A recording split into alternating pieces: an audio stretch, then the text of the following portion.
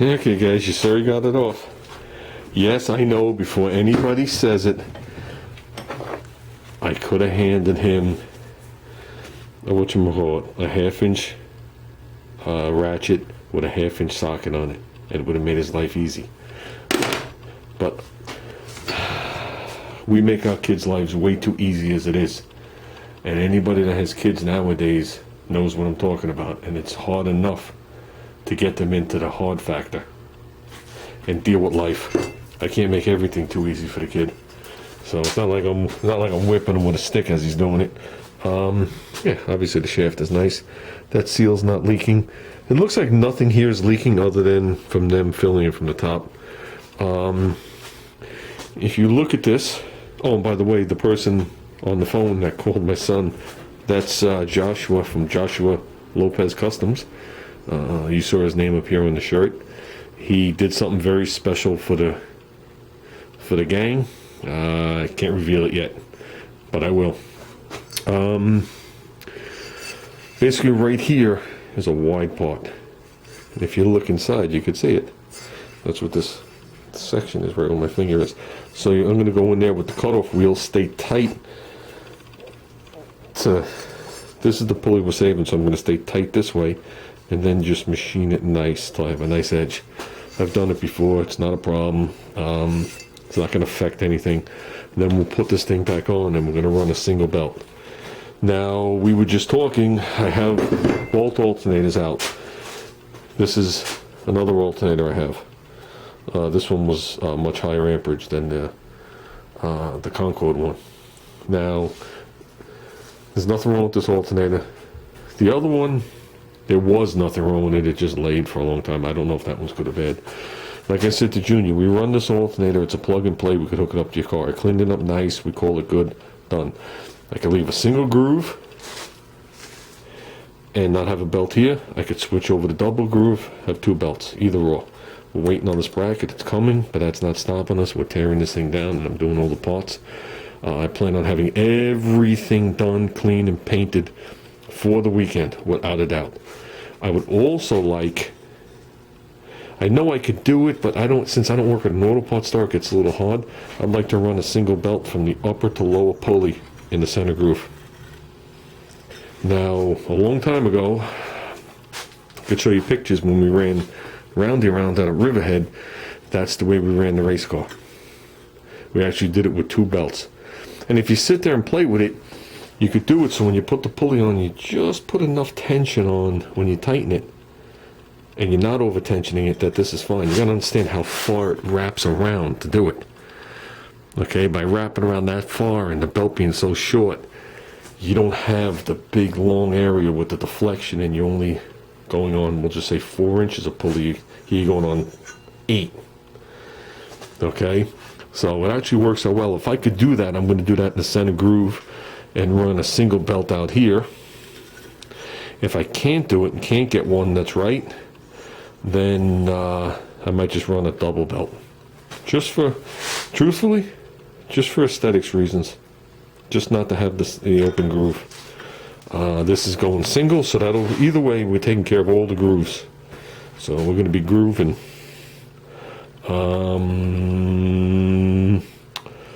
Can't get a bolt. Can't get a bolt. Can't get a bolt. Every bolt on these heads is 3/8 except for this one outer one. This one outer one only is 7/16. And that's another thing. A 70 head only has one bolt here, guys. Pay attention. So if someone tells you they have 291Cs on their car, first of all, you can tell if they're 69 and older. If they're 69 and older, down over here, just inside of the bolt hole, there's a big X on it for like 390. Okay? 70 newer doesn't have that. 71 and newer has 2 bolt holes. See, I got a bolt hole not used, and then the bolt hole. The bolt hole I'm using is this one. 70 doesn't have a bolt hole up here. The different casting. So if someone tells you they're running 291Cs, there's the quickest way to see if they're bullshitting you. But here's the deal. I need a 6.5-inch bolt. That's what this bolt measures. 6.5 inches. This bolt is awesome. Okay? It's just a 3/8. So now, Junior's like, well, why don't you go online? I can go online, and I'm sure sooner or later I will find a 6.5 inch by 7/16 bolt. But I don't want a bolt. I want to stud it just like this side. Okay, I like that. I find it easier to work with. So we're going to do something that I haven't done in a long time. We're going to make a bolt. So look forward to that tomorrow. Okay, we're going to make a double-ended stud. And you say to yourself, self? Why don't you just use a piece of threaded rod? Threaded rod is weak. They sell graded threaded rod, but it's still overall weak. Okay, this is a grade 5 bolt. I've made a bolt using a grade 8, but I'd rather weld to a grade 5. I think the weld actually takes better for the amount, with the type of welding we're going to do. Basically, what we're going to do is we're going to take one of these bolts, we're going to nip it like right here. So we're going to have most of the bolt. Okay? Then we're going to grind that like a pencil. Then I'm going to figure out how much length I need on the other end, cut it, and grind it like a pencil. So you're going to have at least the length of this part of the P in between the two parts. Now, it's not going to be threaded where I'm welding. Okay? And you just clamp it down into a fixture, and you just lay a quick tack on the top. You let it cool in the fixture. You flip it, and you do it the other way, just like I told Ruben with the axle. And when you get 3 secure tacks on there, you let that thing cool, the bolt should be straight.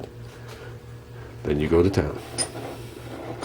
Then you go to town doing it, but you're not doing an axle, this is much smaller. And if you do it, like you should, like you're able to do it, you can grind that flush, and I'll guarantee you that you're not going to snap it in that spot. We've tried it, we've tested it, and we were never able to get the bolt to break there. We stripped the threads before the bolt ever snapped. So, and I'm holding on an alternator. So, it's not like I'm holding on a wheel. So, I'm going to do that because I want to do that. As for the alternator, we're back and forth right now. We're back and forth. This one might get cleaned up, this one might be used. Like I said, we're back and forth. Only because it's a plug and play. Junior's same exact alternators on this side of the car. Junior could just play with it, plug it in, and I could have the other one set up for down the road. Okay, because it's not going to be anything altered other than the spacer, which is easily done. And then a little wiring, and I can wire it in the car. This right here, now I could take this bracket off. See the pin that it sits on?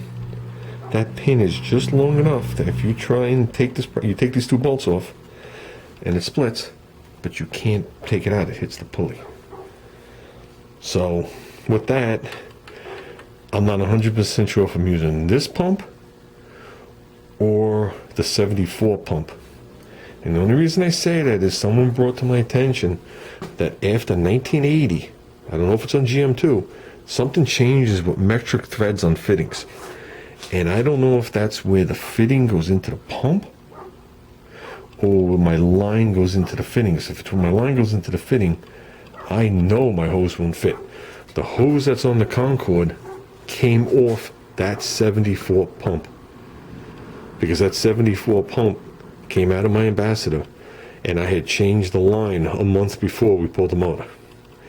So a 6-cylinder and 8-cylinder line are totally different. One's a lot longer. So on the Concorde, it comes up, makes a big loop, and goes back down. Except it was so long. But I'm a cheap bastard. I wasn't buying another line. So with that, I'm going to check into that. So I got the pump just sitting there. So either or. And I know I'm rambling, but we all working. Trust me, guys, we all working. It's been a real strange week at work. The weather's been strange. A lot of stuff. I'm trying to get yard work done still again. I adopted the fungus and the grubs and all the other shit in the backyard. So we've been, dealing with the chemicals, mowing and all the happy crap. Junior's been taking care of all that for me. But I'm still clogged up with stuff. And I hope Ruben enjoys what me and Junior got him.